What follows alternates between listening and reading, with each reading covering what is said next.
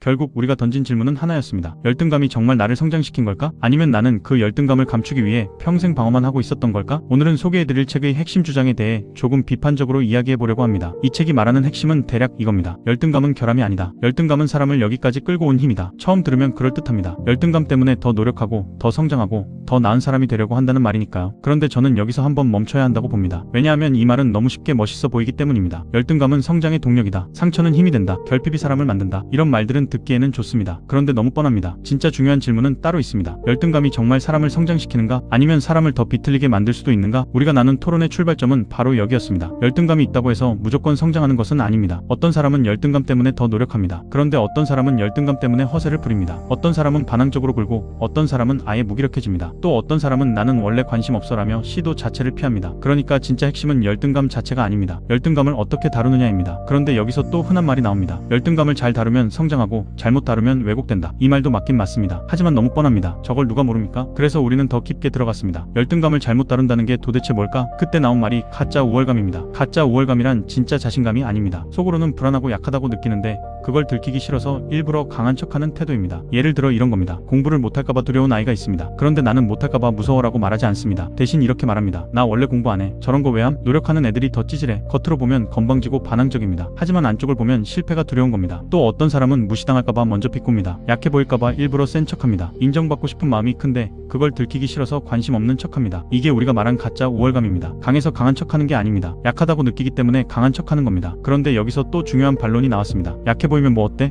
실제로 남들은 그렇게 안 볼 수도 있잖아. 맞습니다. 이 지점이 굉장히 중요합니다. 사람을 괴롭히는 건 실제 현실보다 자기 머릿속 해석일 때가 많습니다. 남들은 별 생각이 없을 수 있습니다. 그런데 본인이 이미 자기 자신을 약하다고 보고 있으면 모든 상황이 위협처럼 느껴집니다. 남이 웃으면 나를 비웃나? 누가 지적하면 나를 무시하나? 누가 앞서가면 나는 뒤처졌나? 이렇게 받아들이게 됩니다. 그러니까 아들러식으로 보면 문제는 사건 자체가 아니라 그 사건을 바라보는 방식입니다. 그런데 여기서도 조심해야 합니다. 이걸 너무 심리학적으로 포장하면 또 있어 보이는 말이 됩니다. 사람은 사실이 아니라 해석에 의해 산다. 맞는 말입니다. 하지만 이걸 너무 멋있게만 말하면 현실감이 떨어집니다. 쉽게 말하면 이겁니다. 사람은 남이 나를 어떻게 보는지보다 내가 나를 어떻게 보고 있는지에 더 크게 흔들립니다. 내가 나를 약하다고 믿으면 별일 아닌 말도 공격처럼 들립니다. 내가 나를 부족하다고 믿으면 평범한 비교도 위협처럼 느껴집니다. 내가 나를 실패자로 볼까봐 두려우면 아예 시도하지 않는 쪽을 택합니다. 여기서 방어라는 개념이 나옵니다. 사람은 누구나 방어합니다. 상처받기 싫으니까요. 무서우면 피할 수 있습니다. 그 자체가 잘못은 아닙니다. 우리는 이 부분도 분명히 했습니다. 무서워서 피하는 게 무조건 나쁜 건 아닙니다. 사람은 다 피할 때가 있습니다. 힘들면 쉬어야 하고 감당이 안 되면 물러날 수도 있습니다. 문제는 피하는 행동이 반복되면서 선택권을 줄일 때입니다. 처음에는 이번엔 안 할래 였습니다. 그런데 시간이 지나면 하고 싶어도 못해가 됩니다. 이 차이가 중요합니다. 예를 들어 사람 만나는 게 싫어서 안 만나는 건 선택일 수 있습니다. 그런데 사람을 만나고 싶은데도 너무 무서워서 못 만나고 끝나고 나서 계속 후회한다면 그건 조금 다릅니다. 처음에는 피한 겁니다. 하지만 반복되면 갇히는 겁니다. 갇힌다는 건 감옥에 갇힌다는 뜻이 아닙니다. 선택지가 줄어든다는 뜻입니다. 예전에는 할 수도 있고 안 할 수도 있었습니다. 그런데 이제는 무조건 피하는 것밖에 못합니다. 이게 회피가 습관이 되었을 때 생기는 문제입니다. 그래서 우리는 이렇게 정리했습니다. 방어가 문제는 아니다. 하지만 방어가 반복돼서 내 선택권을 빼앗으면 문제가 된다. 이게 소개해드릴 책의 이 주장과 연결됩니다. 저자의 주장은 아이의 문제 행동을 겉모습만 보고 판단하지 말라는 겁니다.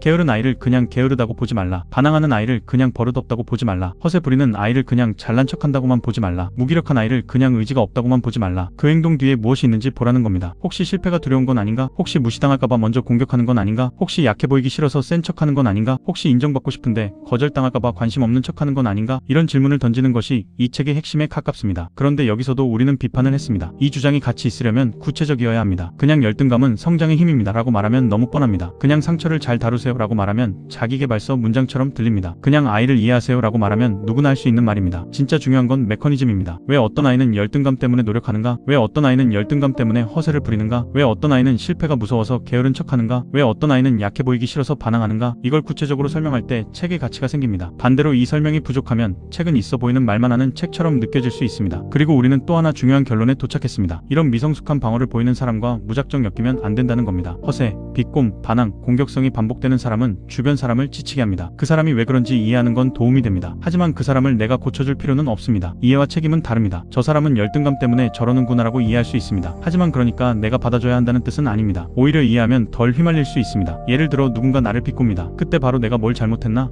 로 가면 휘말리는 겁니다. 하지만 저 사람은 자기 불안을 저런 식으로 푸는구나라고 보면 조금 거리를 둘 수 있습니다. 이해는 용서가 아닙니다. 이해는 방어막입니다. 상대의 행동을 개인적으로 덜 받아들이기 위한 도구입니다. 그래서 최종적으로 우리가 정리한 이 책의 핵심은 이렇습니다. 열등감은 그 자체로 좋은 것도 나쁜 것도 아닙니다. 문제는 사람이 그 열등감을 어떻게 해석하고 어떤 방식으로 방어하느냐입니다. 어떤 사람은 열등감을 통해 성장합니다. 하지만 어떤 사람은 열등감을 감추려고 허세를 부립니다. 어떤 사람은 반항합니다. 어떤 사람은 무기력해집니다. 어떤 사람은 아예 도전을 피합니다. 그리고 그 방어가 반복되면 처음에는 선택이었던 것이 나중에는 습관이 됩니다. 습관이 굳으면 선택지가 줄어듭니다. 결국 사람은 자유롭게 사는 게 아니라 자기 방어 방식에 끌려다니게 됩니다. 아이 교육의 관점에서 보면 중요한 건 혼내는 게 아닙니다. 너 왜 이렇게 게을러? 너 왜 이렇게 반항적이야? 너 왜 이렇게 허세 부려? 이렇게 몰아붙이는 순간 아이는 더 방어합니다. 오히려 중요한 질문은 이겁니다. 이 아이는 무엇을 두려워하고 있나? 무엇을 들키기 싫어하나? 어떤 실패를 피하고 있나? 어떤 방식으로 자기 자존심을 지키고 있나? 이 질문을 할 때 아이의 행동을 조금 다르게 볼 수 있습니다. 하지만 동시에 우리는 현실적인 거리감도 가져야 합니다. 모든 문제 행동을 이해해줘야 하는 건 아닙니다. 모든 반항을 받아줘야 하는 것도 아닙니다. 모든 허세 뒤에 상처가 있다고 해서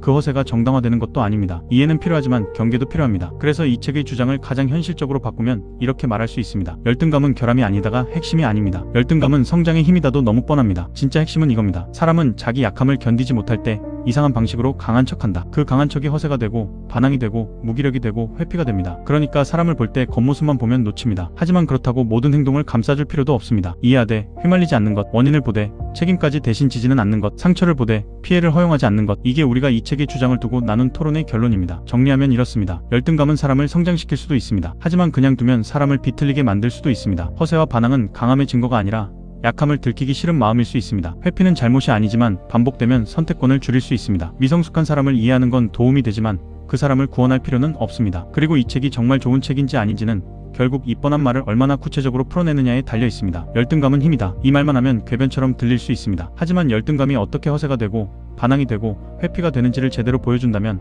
그때는 의미 있는 책이 될 수 있습니다. 결국 우리가 던진 질문은 하나였습니다. 열등감이 정말 나를 성장시킨 걸까? 아니면 나는 그 열등감을 감추기 위해 평생 방어만 하고 있었던 걸까? 이 질문이 이 책을 읽을 때 가장 중요하게 붙잡아야 할 지점입니다. 책 정보는 댓글에 남겨두겠습니다.